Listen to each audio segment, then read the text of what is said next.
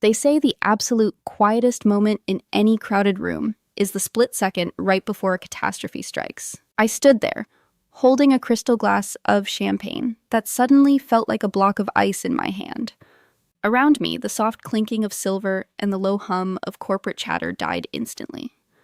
On the giant projector screen behind the stage, the celebratory presentation had frozen. It wasn't a mistake, it was a calculated exposure.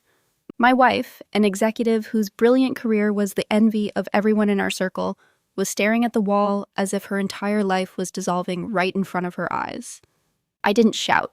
I didn't make a scene. I just watched the screen transition to a set of documents and messages that were never supposed to see the light of day. In that single breathtaking second, everything I believed about my marriage shattered. This wasn't just a simple family dinner or an ordinary social gathering. This was the firm's prestigious annual gala, an event where reputations were solidified and major promotions were announced to the press.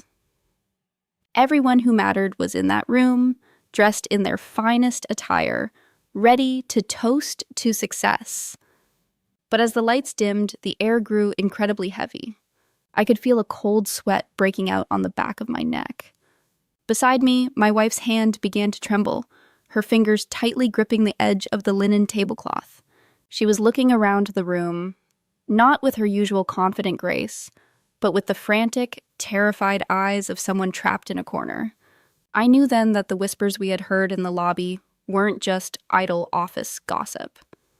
Something terrible was about to surface, and we were right in the path of the storm. To understand how we ended up at this table, you have to understand the life we built. For 7 years, we were the ultimate power couple. She was the brilliant VP of development, and I was her biggest supporter, always standing quietly in her shadow at these corporate events. I trusted her completely. She had been working late for months, claiming she was finalizing a revolutionary product launch that would secure our financial future forever. I believed every single excuse, cooked her dinner when she came home exhausted, and never questioned the sudden locked folders on her laptop. But looking back now, the signs were all there. The secret phone calls taken in the hallway, the sudden change in her passwords, and the way she avoided eye contact whenever I asked about her new co-lead on the project. I had been blind, but tonight the blindfold was about to be violently ripped away. The gala proceeded with agonizing slowness. Waiters moved silently between the tables, serving expensive courses that tasted like cardboard to me. I tried to maintain my composure, nodding politely to our colleagues and exchanging brief, empty pleasantries. But the atmosphere at our table had completely shifted. The laughter from the neighboring tables felt distant, like white noise. Right across from us sat the senior vice president, a man who had always treated me with a strange, patronizing condescension. Tonight, he kept looking at my wife with a dark, knowing smirk that made my stomach churn. She wouldn't look back at him. She kept her eyes glued to her plate, her breathing shallow and fast. The silence between us was deafening. I realized that everyone at our table was playing a part in a bizarre drama, waiting for the first domino to fall while I was left in the dark. Suddenly, a senior associate from my wife's department leaned across the table, his voice low and dripping with mock sympathy. He asked her if she had seen the latest internal audit memo that was circulated just before the gala. The question hung in the air like a physical threat. My wife froze, her fork hovering inches from her plate. She tried to laugh it off, her voice cracking slightly as she claimed she hadn't checked her emails since the morning. But the associate didn't let it go. He smiled, a cold, sharp expression, and remarked that some very sensitive files had been accessed from an unauthorized home IP address. I looked from him to my wife, whose face had gone completely pale, devoid of all color. The realization began to bloom in my mind that this dinner wasn't a celebration at all.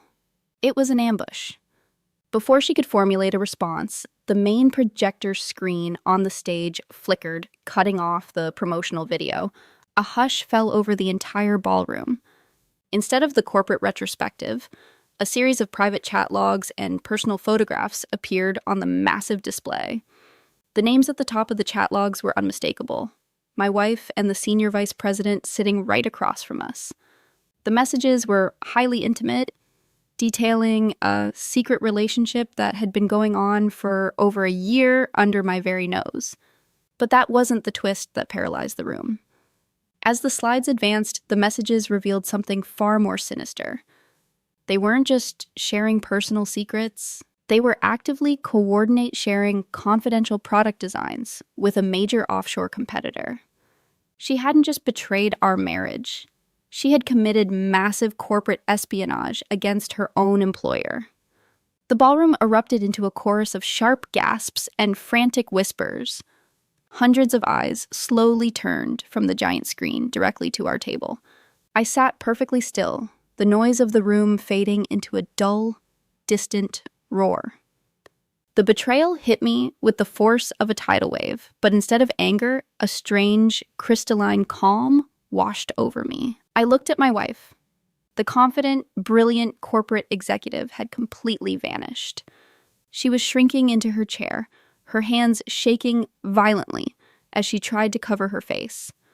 Right across the table, the senior vice president's smug smile had turned into a mask of pure terror. He stood up, knocking his chair back, trying to demand that the AV team shut the presentation down immediately. But it was too late. The truth was out, displayed in giant, luminous letters for the entire industry to see. The CEO of the company walked slowly onto the stage, taking the microphone. His voice was incredibly quiet, but it commanded absolute silence from the crowd. He didn't yell or show anger. He simply announced that the board had been conducting a silent internal investigation for months, and that the authorities had already been notified. Security guards stepped into the ballroom, standing quietly by the exit doors. My wife looked at me, her eyes filled with tears, silently begging me to say something, to defend her, to help her escape this nightmare. But I remained silent. I quietly placed my napkin on the table and stood up. I didn't owe her my protection anymore. She had built this trap herself, and now she had to lie in it. The quiet relief of knowing the truth was far more powerful than any anger I could have expressed.